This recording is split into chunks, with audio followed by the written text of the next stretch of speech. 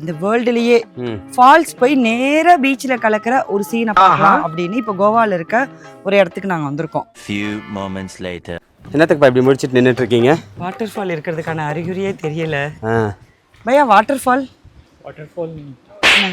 புள்ளைய பிடிங்க, புள்ளைய தூக்கிக்கிட்டு. ஓகே ஓகே சொன்னார்ல ரெய்னி சீசன்ல தான் வாட்டர் ஃபால் வருமா.